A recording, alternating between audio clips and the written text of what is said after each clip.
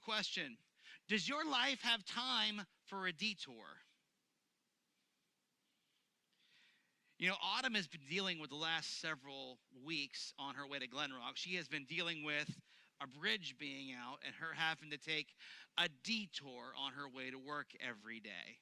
And so she finds herself frustrated because now she's on roads that she does not know, and she's taking more time to get to a destination that she already planned only enough time for. Have you ever had a detour? Have you ever dealt with the difficulty, the inconvenience? You know, you're making great time on the highway. The GPS is humming along. You got your coffee in hand, and then suddenly the orange sign appears. Road closed ahead. Follow detour. Now, detours can be viewed in either of two ways, right? The first as frustrating, aggravating, inconvenient, something that you're just not okay with, right? You're being forced to go on a road or roads that you may or may not be familiar with. You're not able to travel the speed that you desire, you heathens. And it's just highly inconvenient. Now, the second way of seeing it is as opportunity.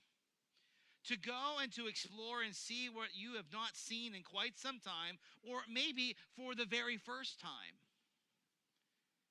Detours are great opportunities.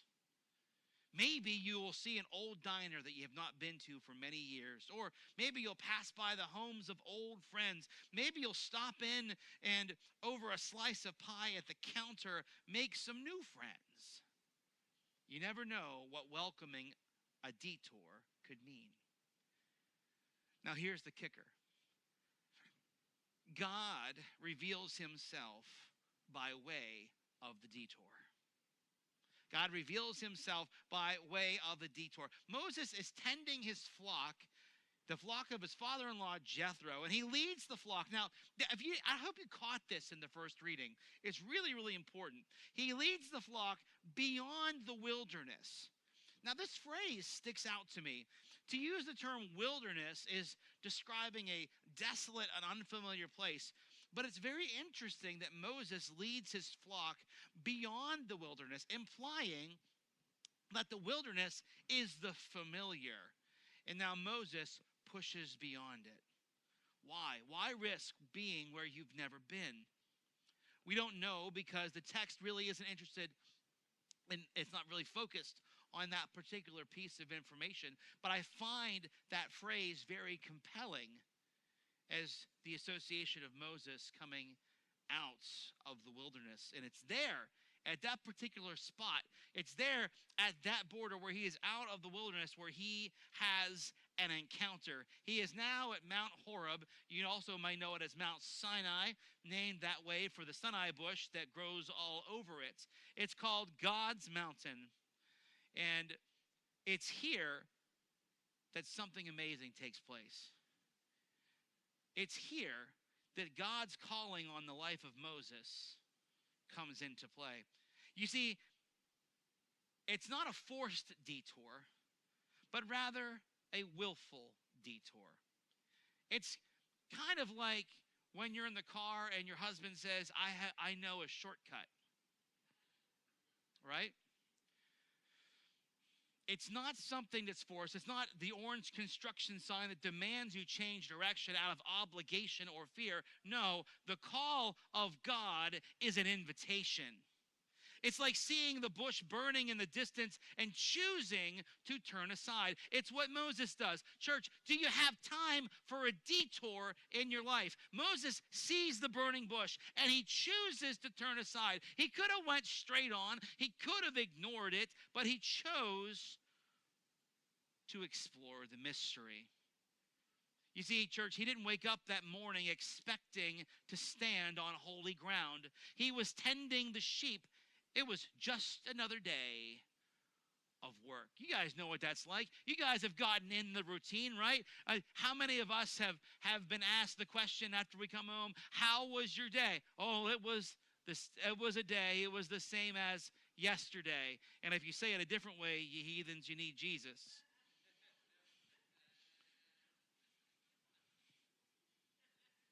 It's about the routine. It's about the humdrum. It's about the ordinary. Moses is in the midst of his ordinary activity, and it's in the midst of the ordinary activity where he stumbles upon this site, and he interrupts the ordinary activity to go and to experience something, to investigate, and it's here he has an encounter.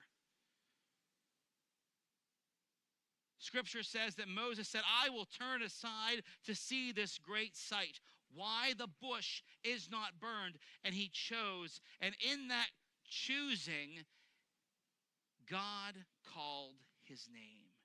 You see, church, if we don't start looking side to side instead of just straight ahead, how will we ever hear God call our name? Moses wasn't seeking God. He was simply at work. He was simply in the humdrum. But he chose to go a different direction. In the ordinary, something extraordinary took place.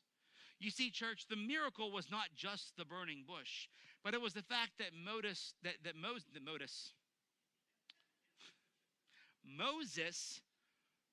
noticed something. Moses saw something, and then he responded in kind. He could have just seen it and kept on going because he was too focused on what was in front of him. You see, church, in a culture of hurry and distraction, we're often too busy to recognize when God is doing something unusual in our midst, aren't we? We rush through our lives and walk past the burning bushes that God places before us. I love this quote from John Chrysostom. He says, God rarely shouts over busyness. He waits for us to notice him. I hear this from people. They say, Pastor Todd, if God, the God of the universe, wants to get a hold of me, he knows how to do it. He can just get something. He'll just do something that gets my attention. And my question is God probably has done something, is doing something, and will do something to get your attention. The issue is, will you take time to notice? Will you take time to see? Will you take time to be interrupted and take a detour in your life that you could experience what God has for you? To turn aside and say, I will go and see this thing. Moses chose to detour. He allowed his routine to be interrupted. And it was only after, check this out, church, it was only after he turned that God spoke. It says in verse 4, when the Lord saw that he turned aside to see, God called to him out of the bush, Moses, Moses. We want to hear God speak, but are we willing to stop long enough to listen? We want to hear God say our names. We want to hear God give us a word, but will we take time to let him have the opportunity? I love what Cyril of Jerusalem once said. He said, the Spirit calls each of us by name, not shouting, but whispering in the heart, here I am, follow me. Sometimes we don't hear God, not because he's silent, but because we're too committed to our own plans. Church, do you have time to take a detour this morning? Do you have time in your life to be interrupted this morning? How many of us, when we can see the burning bush, could we find ourselves saying, you know what? I have to make a phone call. I had these plans this afternoon, but God's doing something. I've seen something. I felt something. So I'm not going to go. I need to go where God is. I want to go and encounter God. Are you willing to do that, church? Are you willing to get out of the mundane? Are you willing to get out of your committed schedules to do something amazing? To have an encounter with the living God. God is in our midst, church. He is not just something that we read about in scriptures. He is here and now, and he is trying to get our attention. God calls Moses, and Moses says, here I am. I love the Hebrew word. I learned it in seminary, and I've clung on to it my entire being since then. It's chaneni, and that means here I am. God replies, take off your sandals, for the place where you are standing is holy ground. Now, the Hebrew word used for holy is kados. It means set apart, sacred, or other. The ground didn't change, church. Moses did. The place became holy because God was there, not because of its geography, but because of his presence. That's when holy ground takes place. To stand on holy ground means that location means more than a location. It means that there's a transformation about to take place. You see, church, you can't come face to face with God and leave unchanged. God says, so now go, I am sending you to Pharaoh. Now the word for send is selah. It isn't casual, but it means to be commissioned, to be appointed, to be dispatched with authority. There was a weight in the sending. There was a weight in the calling. Moses isn't just being asked to do something. He is being authorized to act on behalf of the God of the universe. Yet notice what happens, church. You see, this takes place in every one of us, and I think each of us can probably empathize a little bit or maybe identify with Moses. When God places a call in our lives, how often do we find ourselves responding like Moses? He pleads, finally, he says, please, Lord, send someone else. How often is that us? God, I hear your voice calling, but surely it can't be me. It's the paradox of calling. God's calling is holy, kadosh, but we often feel unworthy of the calling. But God's calling sends us, selah, which we often feel inadequate. The struggle is real. The struggle is real. Moses hears God's voice calling him, and he doesn't leap into action. Moses doesn't jump up and say, finally, I have been waiting for this moment all of my life. Instead, what unfolds in Exodus 3 through 4:17 is a series of excuses, objections, and deep-seated fears. Church, this is a window into the human heart when confronted by divine calling. Excuse number one. Who am I that I should go to Pharaoh? Moses doubts his very worth. He says, in effect, I'm nobody. I'm not qualified. I failed in Egypt. I ran away. And we often respond the same way. God calls, and our insecurities shout louder than our faith. Amen? We often respond in that way, but God doesn't respond by building up Moses' self-esteem. God responds, I will be with you. The call is not about what Moses is. You see, church, check this out. The call is not about what Moses is not. It's about who God is. Excuse number 2. What if they ask, what is his name? What shall I say to them? Now, Moses shifts, right? He shifts from insecurity to uncertainty, okay? He's worried about credibility and authority. I don't have the answers. I don't know enough. I'm not sure how this is going to go. And what does God do? Does God sit him down and say, let me teach you theology? Let me teach you politics? Let me teach you negotiation tactics? No. What does God do? God says, you tell them I am who I am has sent you. You see, it wasn't about how much Moses knew. It was about the God he was serving. But behold, excuse number 3. They won't believe me. Now Moses anticipates rejection. Fear of failure creeps in. What if they laugh at me? What if I step out in faith and I fall flat on my face? Now God, gracious and patient, gives Moses signs. A staff that turns into a serpent, a hand that becomes leprous and then is healed. It is the evidence of divine backing. You see, church, God's not worried if they're going to believe Moses. God's concerned if Moses is going to trust God's power. Excuse number 4. I am slow of speech and of tongue. I identify with this one, church. I remember sitting down with my pastor and having the conversation. I'm feeling the call to ministry. And she looked at me and she said, it's about time. And I said, well, the problem is this. I don't speak very well. You see, I'm just a dumb carpenter. I'm great on a roof pounding out shingles. I'm great laying out walls and finishing concrete and hanging drywall. I can pull some wire and I can do some plumbing and I can definitely build you a house. I don't speak very well. Moses, that excuse didn't work for him either.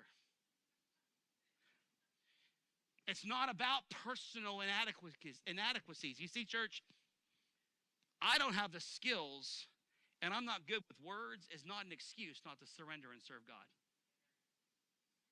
Because here's what God says. God says, who has made man's mouth? He reminds Moses that the creator of his limitations is the author of his mission. God's calling you to it, and he'll see you through it. It's not about your ability. It's about your surrender.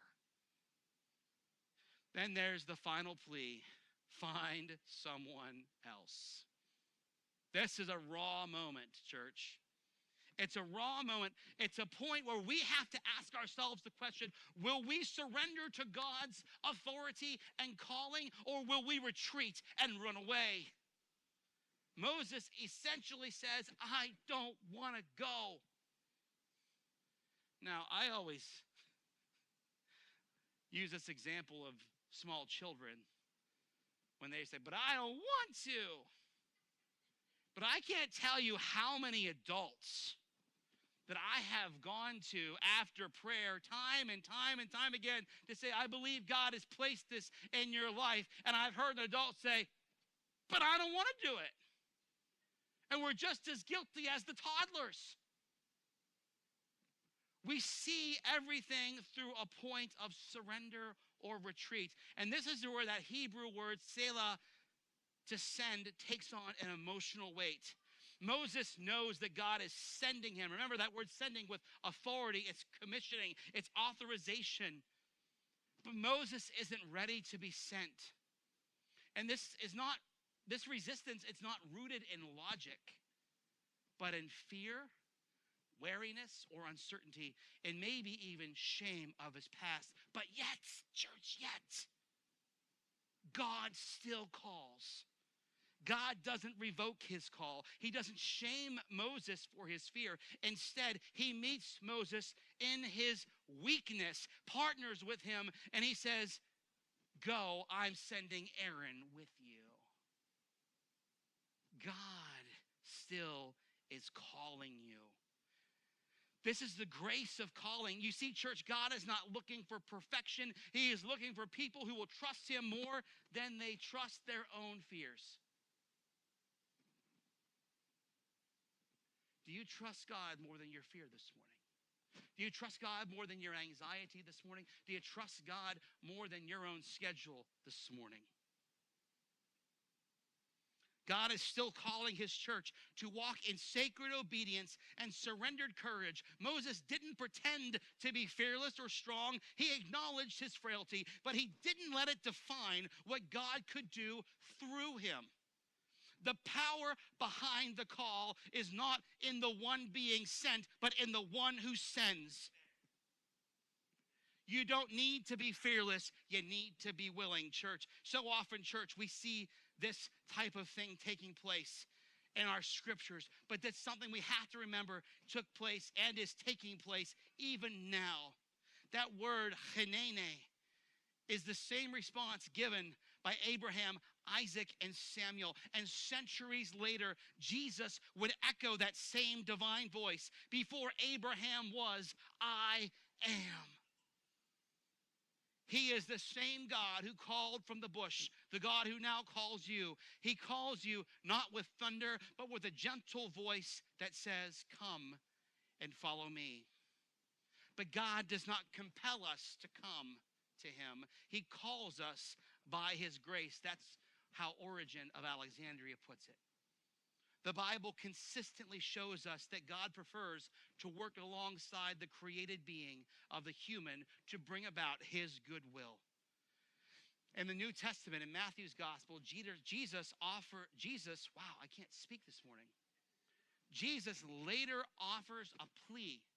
Matthew 9:35-38, it says this. Then Jesus went about all the cities and villages, teaching in their synagogues and proclaiming the good news of the kingdom and curing every disease and every sickness. When he saw the crowds, he had compassion for them because they were harassed and helpless, like sheep without a shepherd. Then he said to his disciples, the harvest is plentiful, but the laborers are few.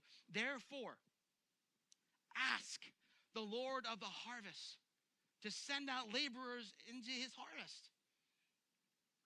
Jesus is telling the disciples, he's telling the people, he is calling the church. Will you go out to work? Will you take a detour from your life? You see, church, it's easy to say the words, I want to see revival. I want to see awakening. I want to see a nation come back to God. But we have to ask ourselves, are we willing to be used by God? Are we willing to take a detour to go and be the ones who are sent out?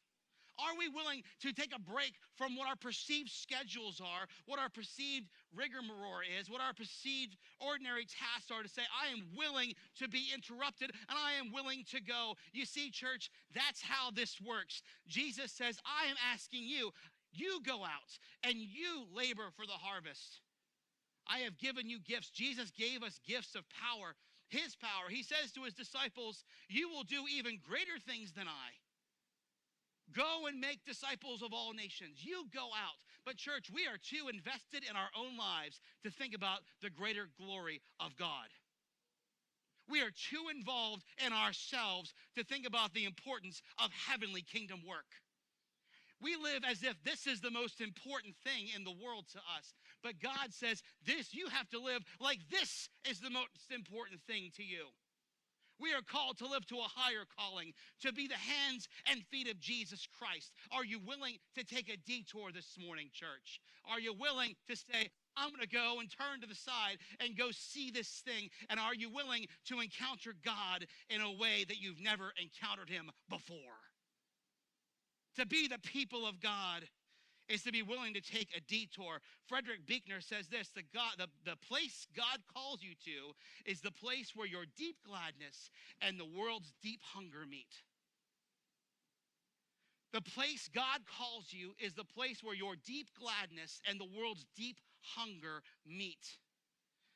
And that's a hard thing, because we have to say, God, where do you want me to go that it will bring me the joy of servanthood? And you look, God has matched that with the world's hunger. Moses is called out of his wilderness. Church, check this out. Moses is called out of his wilderness into a nation to bring freedom to a people, to lead them out into the wilderness that they may find the promise of God.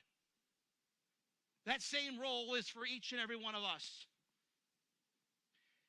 C.S. Lewis said this, if you want a religion that makes you feel really comfortable, I certainly do not recommend Christianity. Now, we have something in our current history today that is really a marker of what this testimony looks like. At the foot of Mount Sinai today stands the monastery of St. Catherine. It's been standing there for 1,400 years, built near what many believe to be the very place where Moses turned aside to see the bush that burned but was not consumed. What began, think about this, church. What began with one man's willingness to stop and listen has become a site of enduring prayer, worship, and holy reverence. It is a reminder that when God calls, it isn't just for a moment, it's for a life. The call to turn aside, to listen, to respond, still echoes at the foot of the mountain. It echoes here today in this place, in our hearts. God isn't calling us to be always comfortable. He's calling us to be always sacred. God's call often begins with an interruption of your ordinary. God's not going to force you off the road. He's going to invite you to turn aside. The choice is yours. And this is what God's call has always been, church. It's an invitation to notice his presence, to turn aside from our path, and to respond with surrendered obedience. So I got a couple of questions I want to ask you. Where are you walking past God in your life? Where are you staying too focused on your own path to hear God's voice? Are you ready to say, Haneni, here I am, to step into holy ground where God speaks? Amen. Amen. Invite the praise team to come forward.